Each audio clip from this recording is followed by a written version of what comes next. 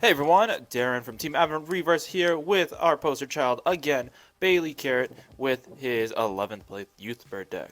Let's get into it. As Darren said, I took this deck to Worlds. I got 11th place with it. I was just short of making top 8, but it was close. I had a lot of fun, met a lot of really nice people, had a good time, and here to report how I did. So I took Youthberk, obviously, and we'll just go over the deck. Youthberk ride line, very standard. The starter I just picked base because he's based. For the rest of it, the grade 1 when ridden upon by the grade 2, Soul Blast 1, check top 3, call it grade 2 or less, or add a Youthberk. It's a +1. When the grade 2 is ridden upon by the grade 3, you can Counter Blast 1, grab a grade 2 or greater card from drop, +1 if you have the CB. I ended up not using this a whole lot. I got damage tonight in the beginning of a couple games where I was going to use Tempest or Schneisel, so I didn't end up using it a lot. And Youthberk, the star of the deck. It has the Rebel Dress ability. After it swings, you can go into a Rebel form card from your hand with drive -2, and once a turn, you can pitch a card, check top 3, add a Rebel form, or call a grade 2 or less card. So it's a 1-for-1. I don't think I actually whiffed the skill at all, thankfully, but very good card. So let's just talk about the rest of the deck. I ran 3 copies of the Persona Ride. Persona Ride is great in 4 attack decks. The 10k to the front row becomes, instead of a +30 overall, a +40 overall. Makes your Resetting Vanguard swings a lot scarier. Be silly not to run 3 Persona Rides. And for the Rebel forms, I ran 3 Gust. I didn't want the 4th because Tempest is almost always better, at least with the list that I'm running. This gets an additional draft check in 10k if your opponent's Vanguard's a grade 3 when you go into it. So that's all it does, and like every Rebel form does, at the end of the turn you ride back into the original Youthberk. And the best card in the deck, Tempest. When you go into him, your front row gets +5, and then you may Counterblast 1 to reveal top 2 cards of your deck to your opponent, add them to your hand. Then if they had a rear that matches one of the grades, you can spin the card away, you can bottom deck it. It's a +2 and a potential -1, and it gives 5k to the front row. This card is absolutely overloaded. It's way overstated. The card it's extremely good. I want to keep a CB open every turn just to use this. Gust is my backup in case I need this. That was it for grade 3s. I don't run any of the Zest, the extra power and crit. It's kind of weak with 1 drive check. But for grade 2s, I run 4 copies of Schneisel. I didn't run Care Bear Cabri because with this, I just felt that the additional +5k to itself and then the Vanguard made more of a difference. I only whiffed his skill once on the day. I ended up not even resolving his skill a lot, like even paying the cost for it. I only used him when I needed the shuffle. And then he gets +5k to the Vanguard situationally. The extra 5k sometimes matters. I just prefer this. It's honestly up to you how you play it. I preferred this. And then I knew there wasn't going to be a lot of Eva binding my cards, so I went with just the 1 Maple. Opening this card early feels great. The deck is super consistent, can thin really quickly. So if I find this early, it's great. I'm off to a great start. Recurable 5k shield, recurable attacker. I get to conserve hand. And that was it for grade 2s. I went really heavy with the boosters, such as Therapy Angel. How Therapy Angel works is you can't normal call her, but when she's discarded during your turn, you can Soul Blast 1 and Resurrect her as long as your Vanguard is grade 3. So if you pitch this for Ride deck going into grade 3, or if you pitch it for Youthberk skill, you can Soul Blast 1 and recall it. You can also recall it if you use it for Gust's skill. So you can boost the Gust with a Sequana, use Sequana's skill, Gust skill, discarding a card, discarding the Angel to recall it behind the Vanguard and get another huge Vanguard swing. Goes for like 43 on a Persona Ride turn, very scary with Twin Drive. And speaking of Sequana, run 4 of her. Gives your Rebel forms drive checks. You push her into Soul and give your Rebel form, set its drive to 1 because it's normally at 0. It's a 1-for-1. The card that you're drive checking ends up being much more worth it as your opponent's having to dump more guard for the possibility of you checking another trigger. Another staple of the deck, like the Angel. And this was... Youthberk only really has, in my opinion, 3 tech slots, so I decided to give mine to Fiona Nuala. So what she does is, as long as the entire column that she's in is empty, she's an 18k.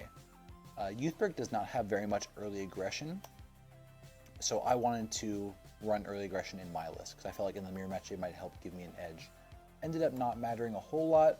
I think there were better options, maybe another Maple, maybe Vride for extra shield, but this wasn't that bad. There was one game where I called too early. I was swinging for 18, swings over defensives if you go second, or if you go first, it even hits into the 10k, and the 13k is just fine. It was a fun card. And then Elementaria and 3 PGs, self-explanatory. And for triggers, I ran, I think, what everyone else was running there, with 8 crit. Blade Feathers actually ended up not mattering at all, never pushed to soul. Kind of wish they were just 5Ks. Sometimes I needed the little boost to push for game. And 3 fronts. The deck already goes through enough cards, and sometimes you just have a bunch of Rebel Forms or Persona Reds in hand, so the additional shield was much more valuable to me than the additional card, usually. And 4 vanilla heals. At the World's meta, this was preset 8, so there weren't a lot of decks. I figured that the deck I'd be playing against most was the mirror match, where the other counter heals don't matter.